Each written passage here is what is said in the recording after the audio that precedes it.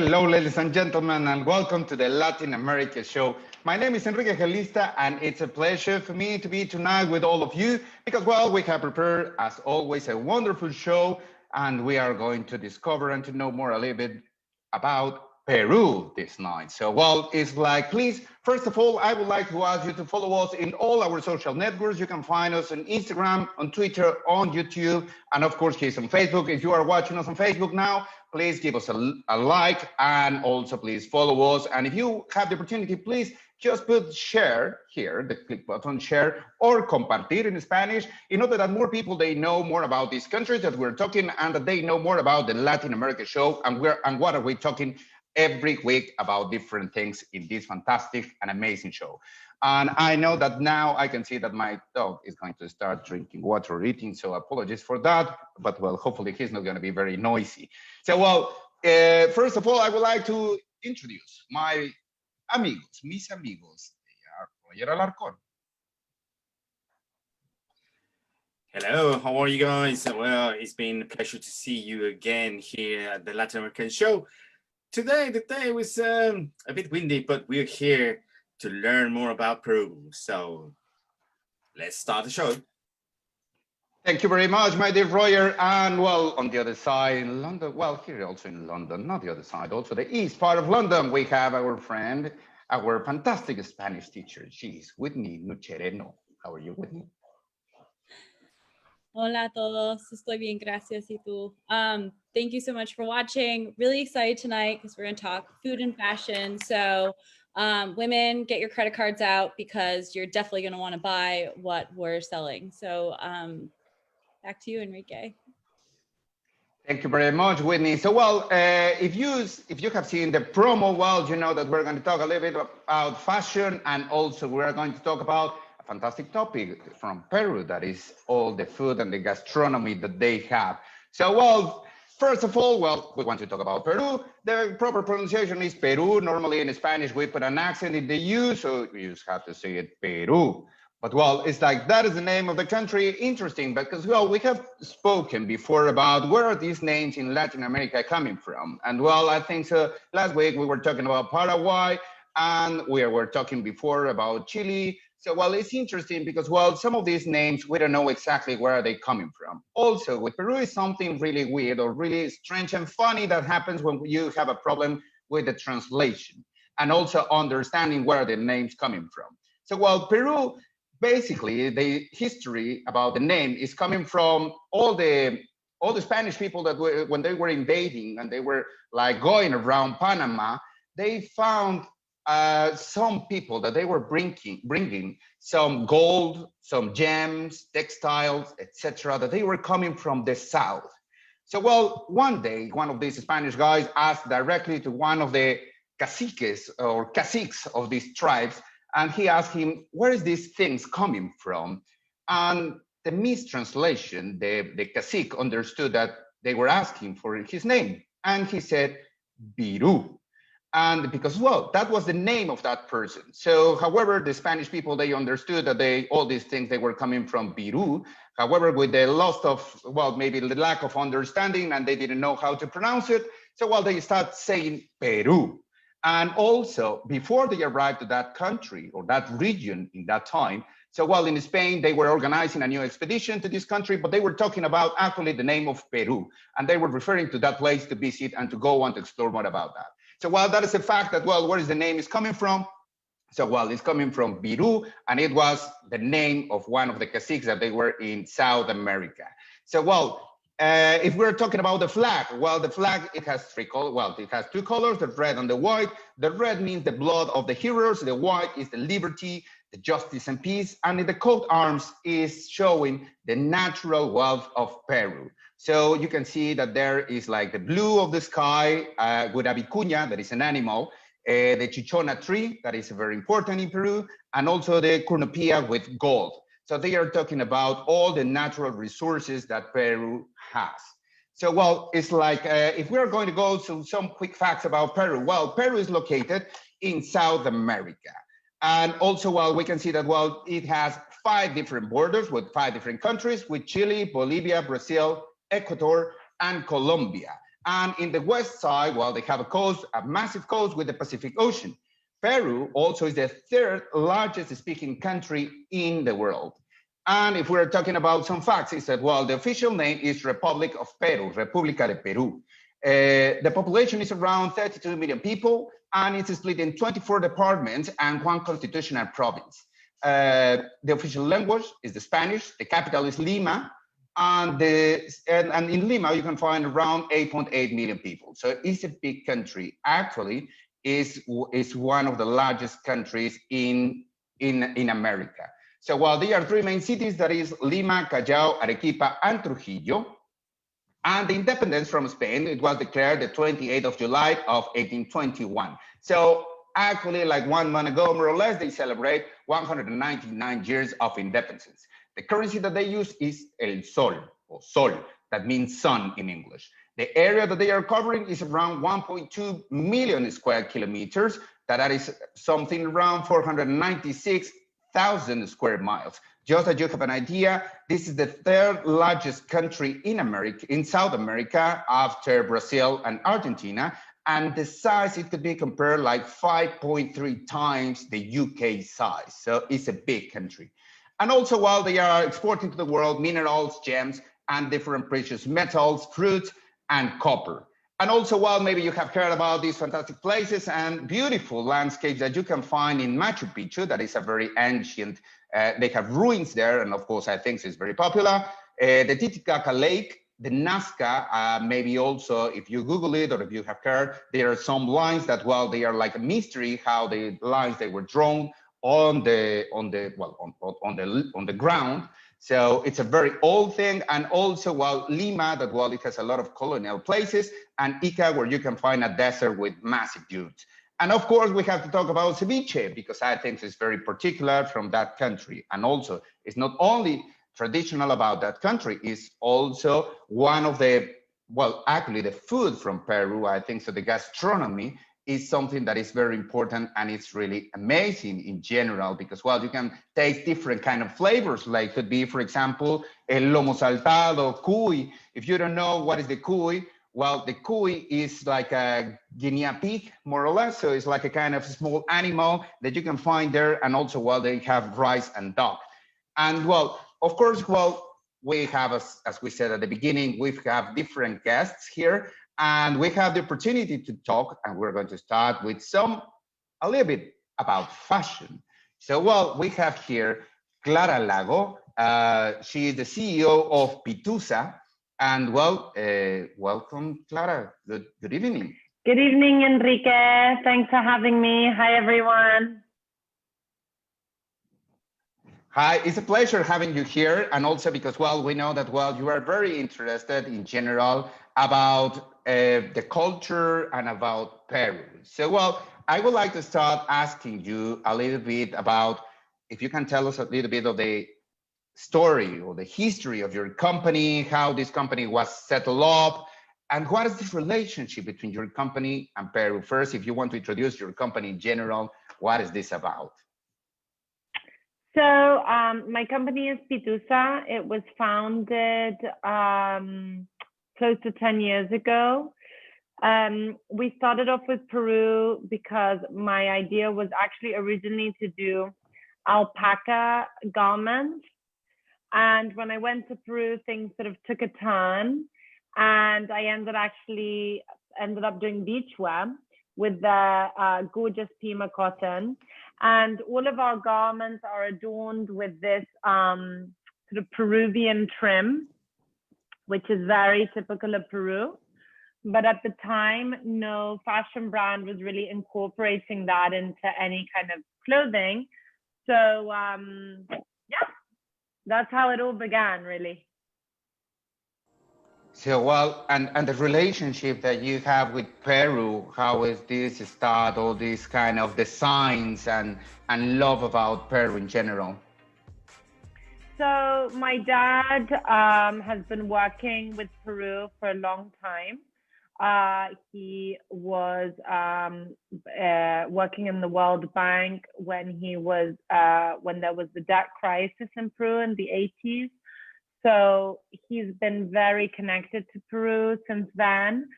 So he had a lot of connections in Peru. So when I first went and decided to start my company, you know, that helped, that he knew people to contact me with, and that's sort of how the relationship began with Peru. Also, there's a free trade agreement between Peru and the US, and we are a US company. So that also was very beneficial to work with Peru for the, you know, benefits of the free trade. And just going there, I got so inspired by the colors, by the trims, by the foods. It's sort of hard not to be. So that's really what influenced the clothing, was the, you know, the Peruvian culture. How many times have you been in Peru after you were there? Are you going frequently to Peru? Too many to count. I mean, actually, I haven't been for close to two years, over 2 years, because the last time I went, I was pregnant, didn't know I was pregnant. We did a photo shoot in Paracas, which is a beautiful, beautiful part of Peru. It's like where the sand dunes meet the ocean. It's really incredible. And so after that, I was, you know, had a baby, and it was complicated, you know, to go. Because when I go, I really am there, work mode, you know, going from market to, I'm constantly in a taxi. It's just not really the best vibe for a baby, my work life, that is.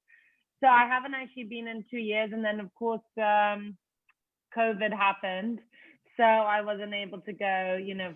Yeah, I was going to go, but yeah, so it's been a while, and I really miss Peru. I miss the food. I miss the people. It's honestly one of the most beautiful places in the world. It's really stunning, and it really has a lot of beauty to offer. Clara, as someone who obviously wears your clothes and buys them, I would love for everyone to get to know a little bit more about Pima cotton, and how you kind of came to discover it and the importance of it in a lot of your pieces. Right. So when I was, you know, traveling around Peru in the early days, I discovered, you know, this gem that Peru has to offer, which is the Pima cotton. And it's unique to Peru.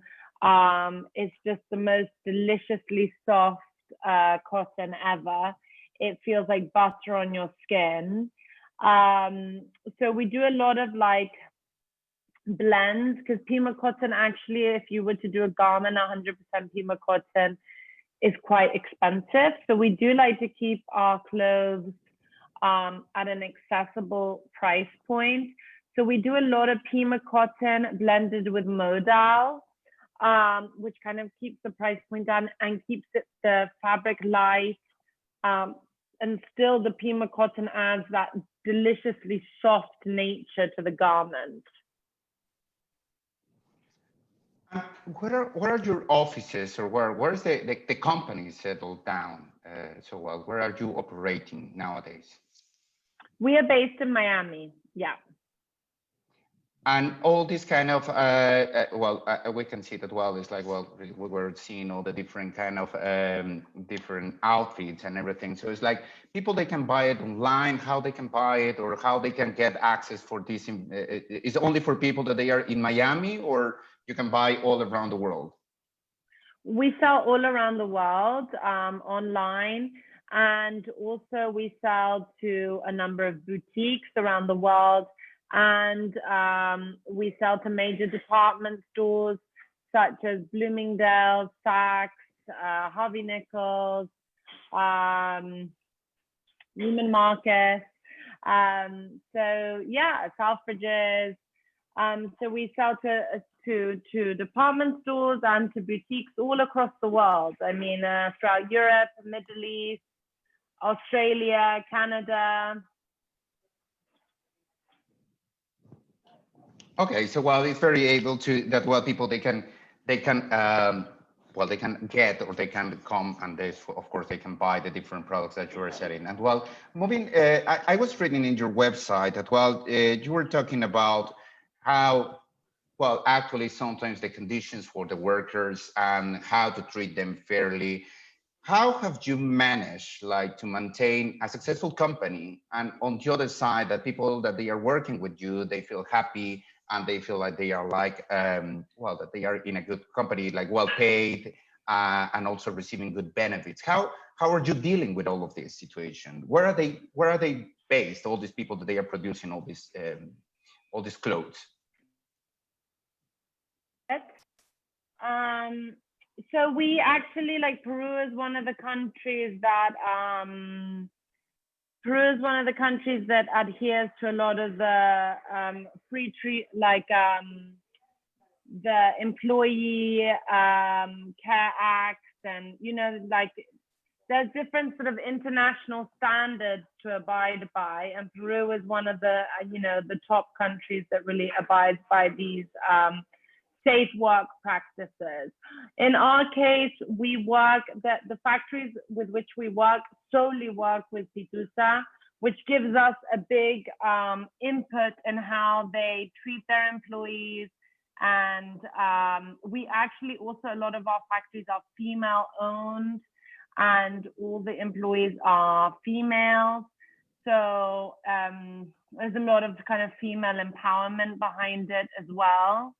But I think we're not a company that, there are companies out there that are just, the most important thing is pricing, and they go for the cheapest price, which means they sacrifice good labor conditions for the factories. You hear awful stories about child labor and all of this. And I think Peru as a whole, as a country, has done very well in monitoring this. And yes, pricing may be more expensive. Production pricing may be more expensive than in some other parts of the world. But with this, you know that you're getting a garment that has been made under, fair trade working conditions.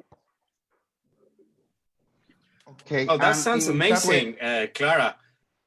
I just want to ask something to Clara. Well, obviously, the price of the clothes, yes, it'd be expensive. But now you mentioned it of something very important, the customers, and then you sell your stuff in Harvey Nichols here in England. So what's for you that the importance to sell and to reach this market in the UK? The importance to us to reach the market. I mean, UK has always been a strong market for us, seeing as I'm British. Even though we were an American company, just through contacts and connections that I had, it actually turned out to be one of our stronger markets from the get-go. So we have a very strong following in the UK. But, London, Paris, Madrid, these are all leaders in the European fashion landscape. And, it's obviously great to have presence in such cities such as these. Wow, that's amazing. And also what you say about the workers, the way it's done, the way it's manufactured. Obviously, you're taking care from the very beginning of the line until the very end of your product. So after all this, how you would like to be recognized as one of the Peruvians, the businesswoman?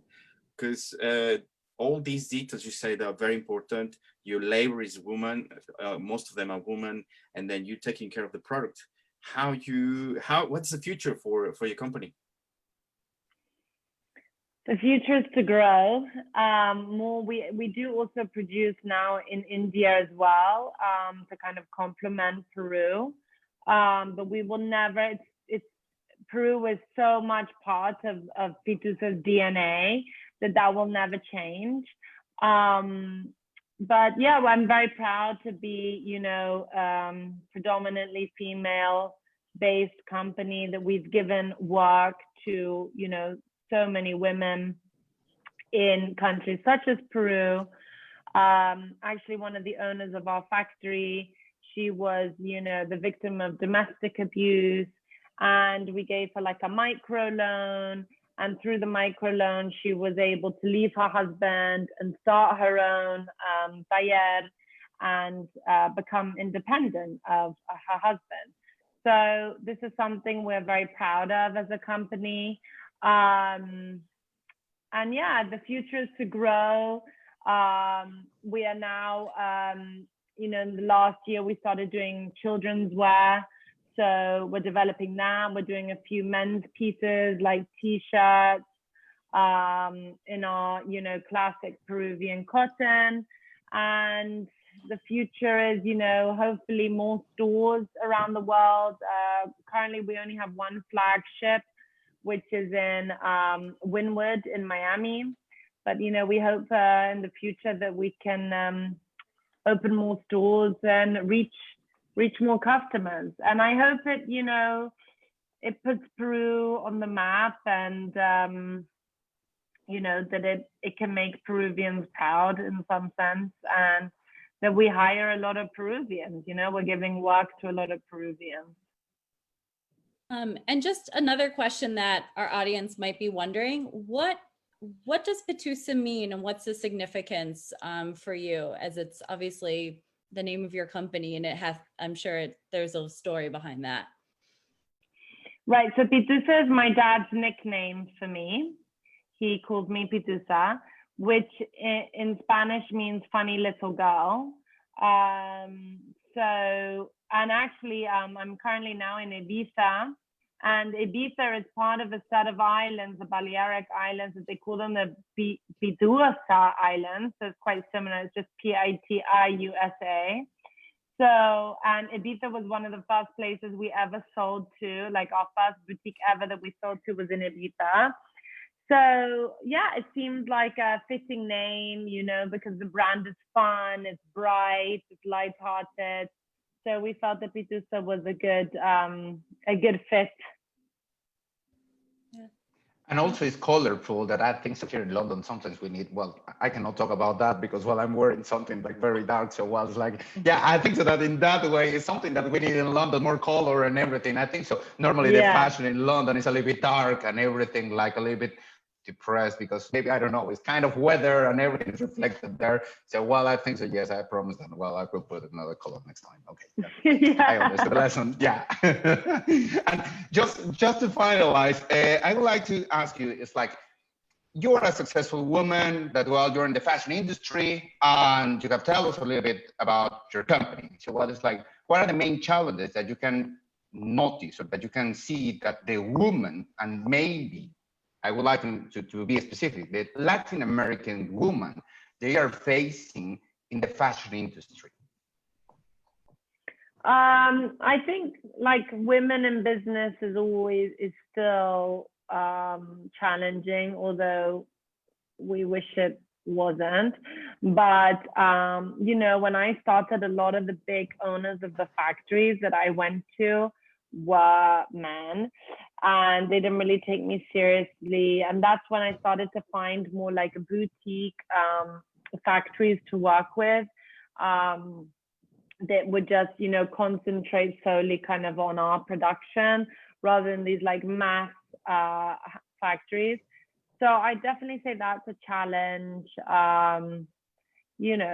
but for Latin American women, I mean, I live in Miami, and so I do business in Miami. So there's most women in Miami are Latin American, So, so yeah, I think, but I know like Colombia has really come onto the map in terms of designers and fashion. So that's been a massive sort of thing. But I think, also, if you're not in the US, I think it's very hard for starting brands, starting fashion designers to really kind of get a strong foot in the marketplace, because the US is such a massive market. So it's tricky, I think, if they're doing it from their home country. But yeah, those would be the sort of main challenges, I would say. Well, anyway, well done. I think so. It's like a very successful company. And also, I think so, as Latin American, I can tell you that, well, we feel really proud that, well, they are taking part of the image or part of the concepts, and also in this kind of the ethnical groups, and I don't know, all this kind of way that what you are doing your clothes, and well, also the design of them, they're reflecting part of the ancient culture that, well, we are very proud of it. So, well, it's like, of course, we wish you that, well, you continue with all this success. And of course, let us know when you have something that is coming, new trends or something. You are completely invited to this show to come and to show us maybe if you have a new season that you would like to show to the market and everything. Please feel free to let us know, and maybe we can share with the different audience as well. They will know more about Pitusa, and well, of course, if they are traveling or if they are at home, etc., well, they can wear these fantastic clothes that you are designing, and also that, well, it's like a high quality. Also, you are creating that, well, a good environment to work and taking care of your or your colleagues or the people that they are collaborating with you. And of course, the way that we're supporting Latin America in a certain way that, well, actually is the main goal that we're looking in this show. So thank you very much, Clara. We are sharing in the commentaries, people, honestly, it's a pleasure. And we are sharing, well, Whitney already put the website when they can find more information about Pitusa, and also all the information about, thank you, Roger. So, well, it's very easy to find you. So, well, it's like people that they are watching us, very easy to find Pitusa. You can Google it and you're going to follow her. You have different social networks also, right? Yes, we're very big on social media. So follow us on pitusa.co. Our latest collection just launched that we shot in Havana, Cuba. So yeah, follow us and look forward to connecting again in the future. Well, that sounds really, really good. So thank you very much, Clara. It's been a pleasure having you here. Thank you very much for having me. And continue enjoying your holidays. Thank you very much, Clara. Thank you. Bye, okay, Clara. many thanks. Bye-bye. Thank you. Bye. Bye. Bye-bye.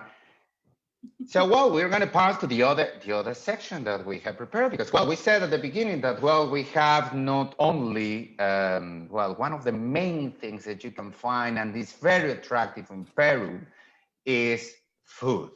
And, well, fortunately, we have a fantastic chef that, well, and of course, Roger, are you going to introduce our next guest? Yes, of course. We've got a guest, Ignacio Barrios. Ignacio's experience began in London, where he worked in restaurants such as Wild Honey and Daylesford Organics. He traveled to Madrid to work for more than 2 years in all cuisines. And then, after 5 years abroad, Ignacio Barrios returned to Lima with an idea of starting a project of his own. And we have this amazing guest today to tell us more about it.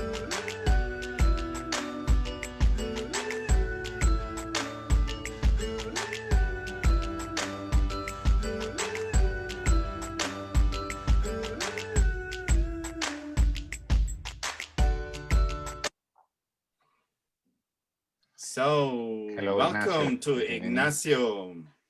Hi guys, how are you? Hello. Well, we are very proud and very attracted for this amazing cuisine, the Peruvian cuisine. Ignacio, tell us, how your love for food starts? I love to eat. I realized that the best way to eating good food all my life was to have very good friends that know how to cook. That's why I decided to cook. Okay, you can be my friend then. I don't cook for my friends, no worries. That's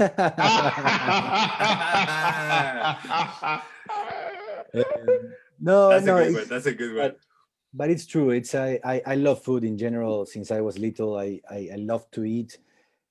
And at some point I realized that maybe cooking was something I could do. I didn't do it at the beginning. I actually went to business school, but then I always had the thing, That's why at some time I said, if I don't do it now, I was 24 or something like that, I'm never gonna do it. So I decided to go to Europe, actually to London, and to study there and to work a little bit and try something new. Gladly, it worked, and it's already 12 years that I made that decision. So it ended up good. So it was a good decision. But for the audience, tell us a bit. I'm intrigued. Tell us a bit about how was a Peruvian getting to London, starting in this restaurant industry. How was it? You as a Latin American, how was the when you arrived? It was any shock? It was easy. Tell us a bit more about that. No, first of all, I had to fight all the persons which said, "Why are you going to England to learn how to cook?" No, and I had to, you know, I've never been in England before, but yes, it's a bad history, you know, that my British friends have, but now, you know, London is it's a world capital, you know, and it's like when I say, yeah, you want to go to France to eat, but no, you want to go to New York, or you want to go to Dubai, or you want to go to London, because you know where people is, where tourism is, where money is. You have big hotels, big restaurants, and then all what happened in British cuisine, what people that are there are seeing right now, it's something that happened in the last probably 15, 20 years. And I actually felt something similar to what happened in Peru. No, it's different because Peru had a bigger background, but it also grew a lot commercially, with chefs going out of their kitchens and traveling and books and TV. So I actually felt that it was similar of what was happening in Peru at the same time. And then getting to London was great. You know, it's a city I would go back and live there without a doubt, any day, at any time. And it's a city that if you get into it, you get into it. You know? So we were there and we're like, no, and I did a Cordon Bleu, which is a French cooking school, but they have an outpost in London, and friends, because they share your same interests. And my wife, she started to work, so again, and Peruvian friends, the Peruvian community is usually really, really tight, and when you know one, you start knowing others, and it was easy, and it was fun. You know, it was the first time for me actually to live outside of Peru, and it was fun. I got married, and 6 days later I was arriving to London. I didn't have a honeymoon. That was our honeymoon. Starting a new thing, you know, still very curious of, and I didn't know if I really could cook. You know, I didn't cook before. You know? I went to business school. I worked in sales. I used to sell detergents, diapers, and I don't know how many other things, shampoo. So it was a big change. And then on the other hand, what also happened was that at that time, Peruvian food was getting more known, but still in London, no one knew about Peruvian food. So when this guy from Peru arrived, no, now my friends call me. I say, no, can you give me a recipe of ceviche? Or that? Now. But at that time, this was 2008. Peru, what do you do? What do you cook? You know, and I was one more. No, I could be from anywhere in the world. No, but no, What? it was fun. You know what? I like that because obviously here in London, the diversity in the kitchens there is amazing. You can find anyone from anywhere. But you, especially you, do you start seeing as a career when you was working in here in London? You say, well, yes, now I want to go back and do something where I learned, but you didn't go back to Peru. I could have stayed over there, to be honest. I left London because, like, we had to at the time. My wife was gonna study a master's degree, and there was a good opportunity, a job opportunity for me, and a good opportunity in a good school for her in Spain, in Madrid. But I don't know, of course, and I realized at the end, probably because of my background, what I did realize is that all the time I had, it was important for me to grab information or experience, and then it would go into a business. You know, I didn't know at the time if it was going to be back home or somewhere else, but no. And then, of course, starting to cook, I had to learn. So all the things I learned there are actually the foundation of what I know. And being Peruvian, I went to French cooking school, and I learned from chefs all over the world. No, I don't know, like eating. No, there at that time I think there were 3 or 4 Peruvian restaurants in London. 3 or 4, and I never went to any of those. And it's not because I'm bad and I don't want to support, but for me it didn't make sense to go and eat something that I have eaten all my life. Where I could go and eat all the Thai food I can, Vietnamese, Indian, Portuguese, like everything, because London has everything. Yeah, actually, I So think it was like a good opportunity for you in order that, well, you can compare the flavor, the taste of different things, and also to understand. And as you said before, it was more like a part of your school or the lessons that you had to learn in order to compare. And also, I think so it gives you a lot of feedback about things that maybe nowadays, maybe you are using in your recipes and everything and mixing flavors. So I think so. London, in that way, it gives you the opportunity to have this kind of diversity that, well, you can maybe just to embrace it, and of course to create your own recipes nowadays. yes, for sure, or understand other things. It's difficult sometimes to cook something that you have never tried. No, if you don't have anything in your memory that can resemble, but then now I grab a Thai cooking book, and it's not that I'm an expert, but living in London, I ate Thai food, I think, once every 2 weeks, or Indian, So at the end, I wouldn't name myself an expert in making curries or tikka masalas or nothing like that. But at the end, you have an idea. You have tried things, And when you have tried things, you can say, this tastes so, not so good.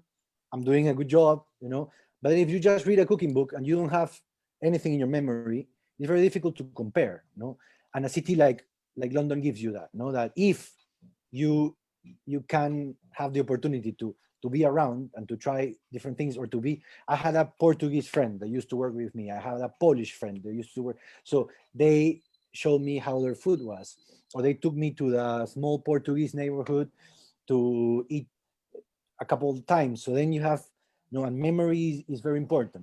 Your taste memory as a cook is something that I personally value a lot.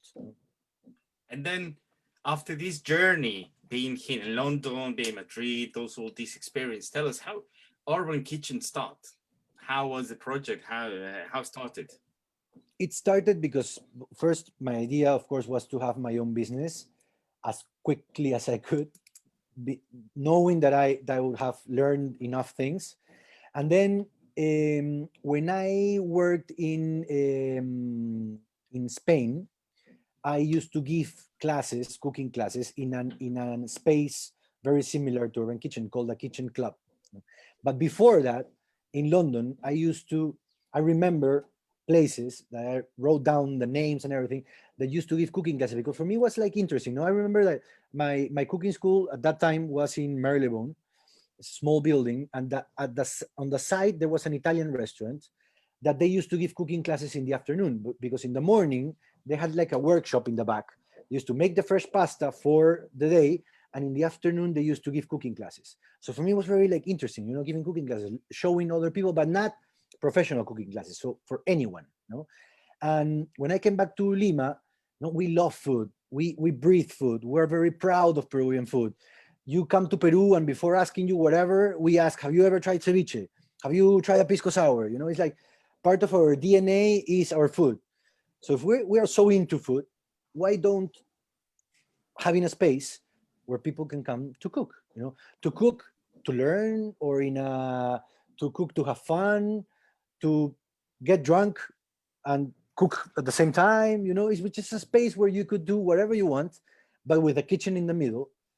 We love to cook, let's cook, and that's how these ideas of places that I had seen in Europe, but then I also saw in New York or in Panama, could be here. And another thing for me that was important was a lot of people coming from other countries to Peru because of our food. Why don't we also give them cooking classes, or show them a market, the fish market or the market, regular, go to buy some things, they go to the kitchen and then cook together. So now we're looking for experiences. Now you don't only travel or you don't only go to a restaurant to eat. You go to a restaurant to eat, and a lot of times for the experience, for the experience to be seen. Sometimes, you want to be seen somewhere, or for the experience of a 4-hour tasting menu, but you are looking for something else. So that's what we try to do, to offer something different, fun. You learn if you want to learn, and then you can cook afterwards. So again, it's a different space. Nothing like that was done before. That was also good for us, because always being the first helps. And this is how we ended up putting Urban Kitchen, and now 7 years already. Wow, So this is it sounds amazing.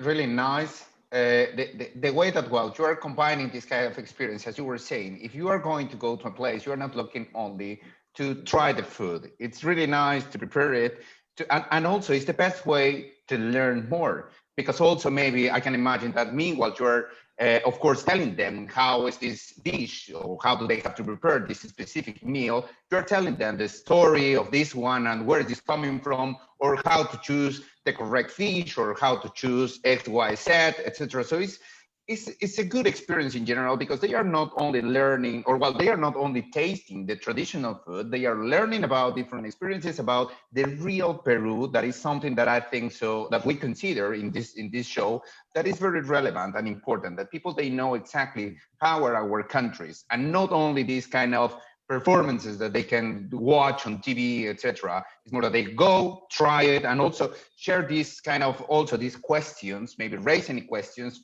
directly to you, asking you what do you consider, for example, between this kind of cuisine and this one other, what are the differences, etc. So I think so for people that they are watching us, where are you based? Where is Urban Kitchen based in Peru? We have in Lima. We're based in Lima, and we have 3 locations in different areas of the city. It's mainly 4 kitchens. One location has 2 kitchens, and the other one have 1 each. But we are based in Lima right now. And again, we try to do, for example, with visitors, as you're saying, is showing a little bit more, not only to show you how to cook, how to make one recipe. It's also showing our culture. Peru is one of the most biodiverse countries in the world. Peru has 84 of 114 available climatic conditions that we have in the world. That, when you take that into the amount of things that we can grow in this country, is amazing. Peru has a cultural background of thousands of years with Incas, pre-Incan cultures, and then the Spanish and the Chinese people that were here, Japanese, African. It's all a melting pot of cultures that makes our food very interesting, and that's part of what we want to show at the end. Yeah, actually, for example, we're sharing, of course, where can they find, because, well, I think so that people, if they are interested, or they are thinking that, well, as we used to say in this show, well, they are putting in a list of different places that they want to visit. Of course, if they are going to go and visit Lima, we have put the link where they can find more information about Urban Kitchen there, and also these kind of classes. And we have a question here that is saying that Evelyn is asking us, question for Ignacio. Are you always testing and developing new recipes? And what country's cuisine do you find inspiring currently? So they are like 2 kind of questions. Always tasting. That's very important for us. And for us, for example, that in Urban Kitchen, we make these cooking courses, small courses or experiences. We need to offer different things, and we love to do new things. So testing and in a restaurant also, imagine you go to a restaurant, you have the same dishes every day, a local restaurant. If it's something that you need to go there once in your lifetime, it doesn't matter, because you're only going to be there for 1 day in your lifetime. But a local restaurant, something that's cool and casual, needs to be testing to do new things. So for me, that's crucial. And then, what was the second question? Sorry, I can only do one. If there was an inspiring, inspiring cuisines. No, if they were like one inspiring, yeah. Imagine, I don't know, but from classic cuisines like French, Japanese, or Spanish, but then going to Mexican food. I love Mexican food. Southeast Asia, Thai food, Vietnamese, Indian food. It would be very difficult for me. Chinese food, imagine. Very, very difficult for me to choose one. I like to eat everything, and for me, everything is inspiring, and I I admire many types of cuisines, many cooks, because then maybe you don't have a cuisine that is so big, but cooks or chefs that are very important in other countries, which also you can admire, so it'd be very difficult for me to choose something. Well, Ignacio Okay, well, Barrios. I think so. I think in that way it's more like sorry, Freya. I think in that way it's more like for people that, well, of course they try, and it's like a kind of advice. Try different kind of taste. Try different kind of cuisine. If you are here in London, well, you have the opportunity to do it. If you are in your local country, you can find different things that also, well, always is good to try. And well, of course, Ignacio is telling us this part. So well, thank you very much, Ignacio. Thank you. And there are good restaurants in London, Peruvian restaurants, very good ones. Is there one that you would recommend in London if you had to pick one to go to? Can I pick two? Yes, pick two. Yes. Well, first of all, Lima, which is from a good friend of mine, Virgilio Martinez, and he's an amazing guy. And then probably because of the importance, all the ceviche group, no? Martin, the owner of ceviche, is also a good friend of mine, and then opening ceviche and Andina, and they did a really good job. And I'm gonna make a plus if you want to go for a good party and good food, Koya. Okay. Thank you. You're welcome. Well, Ignacio, it's been an honor to be with us. You're an amazing guest, but stay here. Don't go, because we're gonna go to the wonderful segment of Whitney. But before Whitney starts, we're talking about food, and we have for the first time a sponsor, I believe, Enrique. Yeah, so well, it's like now they are open. So our friends from Latitude, they are inviting you to try the different foods. I think so. We have a BDS. So well, it's like you can try different kind of food. In Latitude, they are located in Wimbledon, and of course they are offering different kind of international food, but also they have, and correct me, Roger, if this is every Fridays? Well, no. Or Saturday? No, it's the last. No, sorry, yeah. It's the last Sunday of the month. They have a special night with the Mexican food. Now, Ignacio said it's his favorite. Well, in Wimbledon, you can find it. And this is an amazing restaurant. You can find it on internet, very easy, Latitude and Wimbledon. And check it out, because the food is amazing and the reviews are amazing.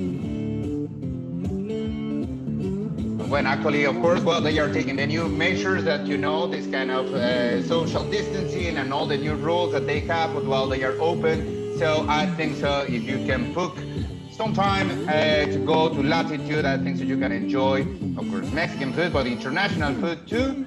So while it's don't miss this opportunity, book with them. And if you are in West London, well, of course, I think so it could be very easy to commute over there. So thank you very much to our friends from Latitude. And well, I think it's time to go to our Spanish lessons with our dear Whitney Nuchereno. Favorite segment of the night, right? No, I'm just kidding. Bienvenidos, buenas noches. I'm Making Spanish Simple. And tonight we are going to continue the conversations about fashion and food. But before getting into some of the vocabulary, let's talk about the Peruvian accent. So just a couple of characteristics I want to highlight tonight. The vowels are pronounced very clearly. The difference between the 1R and the double R, the R and the R, are pronounced very clearly. And sometimes the letter D can be pronounced as a T. And these are just some main characteristics. Obviously, as we know, accents are distinct in various regions, and we will cover that with more detail next episode, because we have so much fun vocabulary to get into. And we're going to go in the order that we started the interviews in, with la moda. So la moda is fashion. And tonight we're going to talk about a little about la ropa, clothing. So la moda, la ropa, and you can, repeat that after me at home. And since we focused on female fashion tonight, with Pitusa being mostly clothes for women, we are going to focus on clothing for women in Espanol. And all of these pictures, I'm just going to move my screen a little bit, are taken from Pitusa's website, just to give you an idea. So we have el vestido, I don't know why, but in other Romance languages, the word for dress is feminine, but for some reason in Spanish, it's masculine. So it's el vestido. And this can be a false cognate because for all of you English speakers out there, you might think it means vest. It does not. El vestido, dress. And then you have la camisa is a shirt, and then you have la camiseta, which is a t-shirt. And I'm just gonna skip one over because la camiseta sin mangas is a tank top because mangas are sleeves. And then obviously you have pantalones for trousers or pantalones cortos. I'm sticking to summer wear right now, which are shorts, pantalones cortos. And then you have la falda, which is skirt. And ironically, there's a good song from the Colombian Juanes Minifalda. So if you like Juanes, that's a little tribute to him, but he's not Peruvian, so we're going to continue. And then we have las sandalias. And also more specifically, if you are a fan of flip-flops, las chanclas or las chancletas. And then of course, when we're talking about clothing, we need to talk about la tela, the fabric. Tonight, we mostly talked about el algodón, which is cotton, and primarily el algodón pima, which is the Peruvian soft cotton that you find in Pitusa, particularly in the mascarillas. We are in COVID, so we have to talk. Las mascarillas are face masks, which they're so soft. I 100% recommend. Okay, next. We are going to get in some more telas, la seda, there we go. That is Spanish for silk. You have el lino for linen, el rayón, remember emphasis on those vowels with accents. And that is rayon, which is a fiber made from natural resources. And there are many types of this that make a fabric feel similar to cotton, linen, and they say sometimes silk. I haven't had experience with that. And then of course you have la tela vaquera, also known as la mezclilla in parts of Central America and Peru, which either word can mean denim. And then of course, when we go into fashion again later in the year, we'll cover more materials that are winter appropriate, but I'm in complete denial that we're heading into the fall and winter. So we're gonna stick with summer words. And then some adjectives, de moda, something that's fashionable. I mentioned escotado. It's actually like a lower cut dress because a lot of the Pitusa dresses, like the one I'm wearing now, it has a little bit more of a lower cut because again, a lot of it's beachwear. And then you have apretado, if something is apretado, un vestido apretado, pantalones apretados, that means they're tight. So very form-fitting. And then any of these adjectives, I always use like flojo, but flojo, suelto, holgado, amplio can mean to say like loose as far as clothing. So maybe some of your summer dresses, linen dresses are to let you breathe a little bit more. And then of course you have el diseñador or la diseñadora como Clara de ropa. And that is obviously a fashion designer. And then we're going to segue into some food vocabulary. We are going to talk about gastronomy again next episode. We're very lucky to have these wonderful chefs come on. So I'm going to focus a little bit more on gastronomy next episode. But here are a few words that we mentioned in English tonight. And la gastronomía is an obvious one. It's a cognate. We like cognates. And then Peruvian is peruano, peruana. So because it's la gastronomía, it'd be peruana. And with nationalities, we don't capitalize letters in Spanish, unless obviously it starts a sentence. And then you have la fusión, which is fusion, obviously, like when, chefs are combining like different types of cuisine. And then you could say chef, or you can say cocinero, cocinera for cook. And then we talked about this before, la degustación, which is, it's a French word as well. And that means tasting. And then finally, very important, it was a main topic tonight. I believe Ignacio talked about this a lot and how, el turismo gastronómico, the importance of gastronomic tourism and eating locally and good food, which is a big part of travel. And then Like I said, next week we're going to talk even more words on gastronomy, and we'll get into that next week, but that's just a little taster. And then this is our final segment, Heard on the Street, your favorite, I think. So this is some slang that, and there's a lot of slang. I say this every episode because it's like, oh, what else, what else, what else? And we're going to get into more, but these are some of the words that kind of clicked right away. Al toque, and we talked about this in other languages, like inmediatamente, like right away or straight away, you would say al toque. I remember when you have a Q and a U, you just like continue with the K sound. You don't pronounce U, so it's el toque, al toque. And then we talked about la chamba when we covered Ecuador a couple months ago. And that is one of the many ways we say work, or el trabajo, la chamba. And then similar to Cuba, we talked about this there too. I like to find the words that we've already talked about in slang so you could see the relationship they have to each other. La jama is food, and that fit perfectly with tonight's theme. And then of course, jamear is to eat. And in Cuba, it's very similar. La jama they say, but it's jamar. They don't say jamear with the E. And then we talked about greetings a really long time ago in habla, which comes from the verb hablar, to talk or to speak. It's used as a greeting with friends and can replace the word hola. And speaking of the opposite, we have ahí nos vidrios, which is hasta luego, which is like see you later.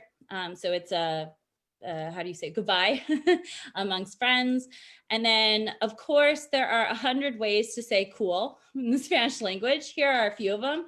We talked about chévere, genial, bacán, paja, and choy. You can also hear though in Peru. So those are two interesting ones that we can add to that very long list of ways to say cool.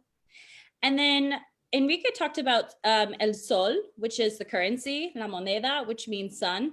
So luca, it refers, yes, to the sol, Peruvian currency, but also it's kind of like, it's slang to say quid for us instead of pounds. So if you had something that would cost 10 soles, like 10 sols, it would be 10 lucas. You could hear that as well.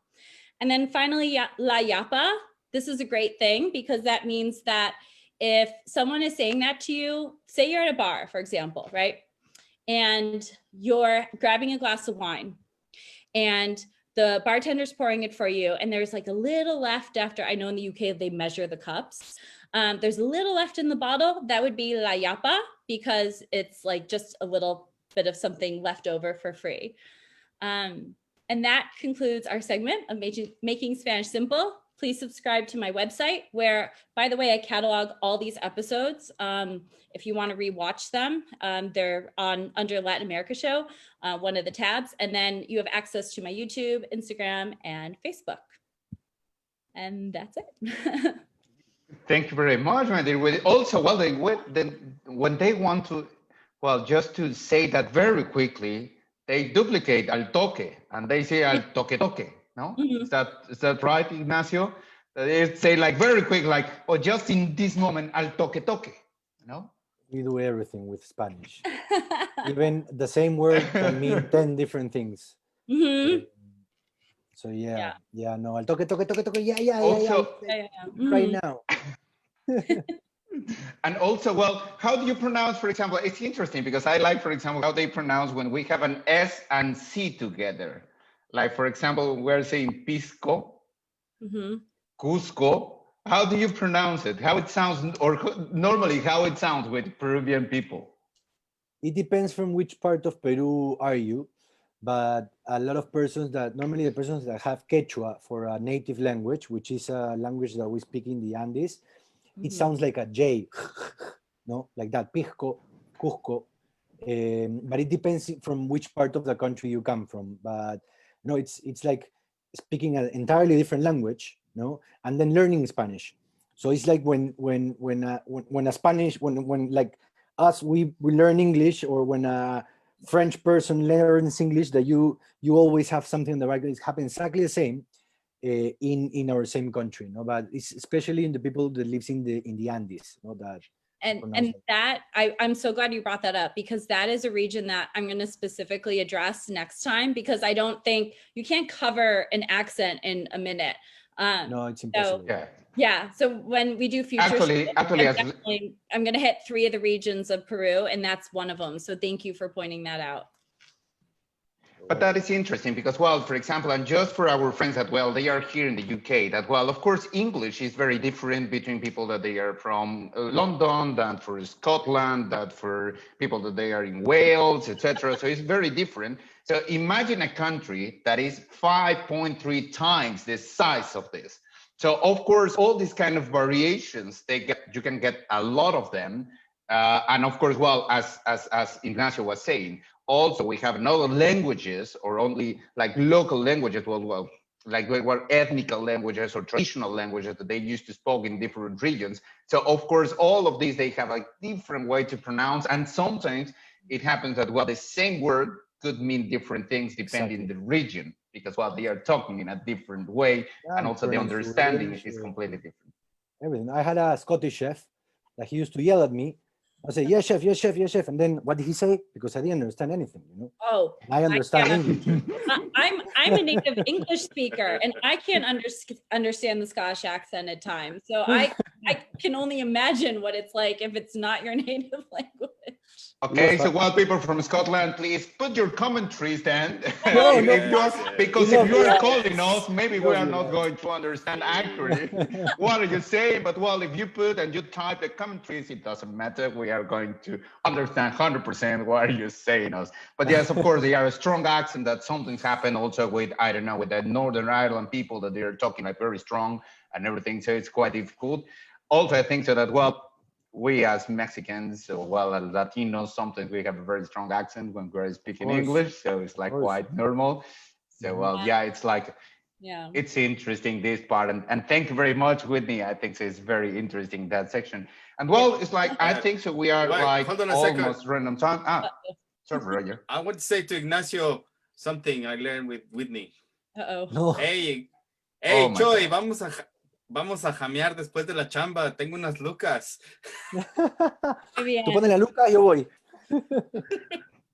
Perfecto. Oh, good. Excellent. Good. You are like a Peruvian now, my dear Roger. Alguien me estaba prestando atención. Muy bien. Yeah. Well, I noticed that he was taking attention. notes and everything. So yeah, I saw Roger, he was putting all the attention. Yes. Later on, you have to pass me the notes. Yes. Yes. Hey.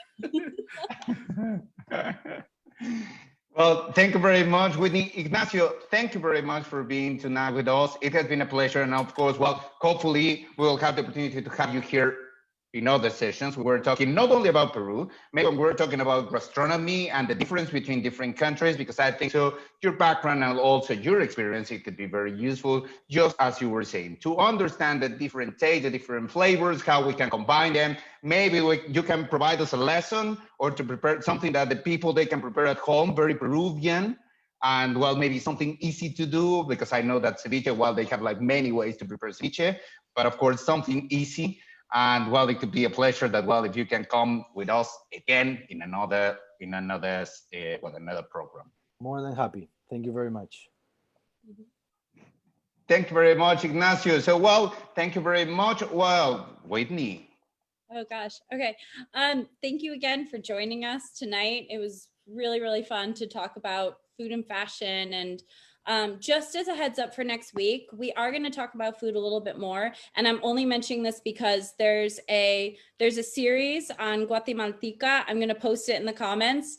It's a show called Cuarentazo. And by next week, it's in Spanish. It'll have English subtitles. But for any of our Spanish speakers out there that's interested in it now, I'm going to post the link and a talk that they're offering this Thursday night on Facebook Live. So just look in the comments for that and go to the site. If you miss it live, you can watch it later. So thank you again. That is comedia, no? It's comedia. Yeah, it's comedy. Yeah, comedy. Well, a comedy for so it's like during the times of COVID. And like I said, they're going to be subtitled next week, but they're in Spanish. It takes place, we have Guatemalan actors, and one of those actresses is going to be joining us next week. So stay tuned for that, and I'll throw it in the comments. Thank you for the spoiler, Whitney, that you said that who is going to be with us. Yeah, thank you very much. Yeah.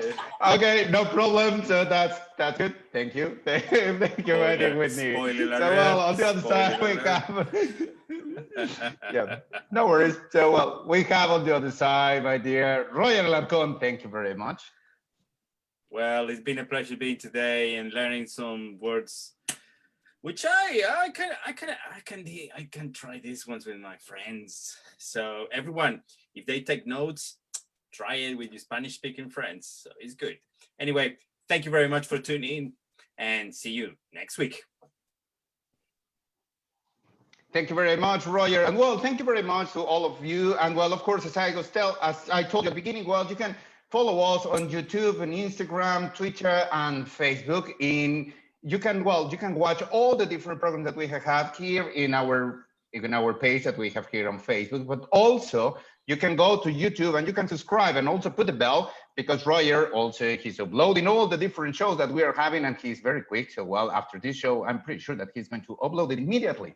And well, as we said, well, please give us a like, share these videos with your friends, because well, you never know, maybe there are a lot of people interested and they would like to know more, some of your friends. And well, of course, people from Peru, people from all Latin America, we will ask you to share this program in order that, well, all your friends all over the world, and also, well, to improve the Latin American spirit, and also that people, they know more about what is happening across all our countries. So, well, as Whitney said, next show is going to be Guatemala. And well, thank you very much. Remember that this show is every Tuesday from 8 to 9 London time. This is the Latin America Show. Thank you, everybody. See you next week.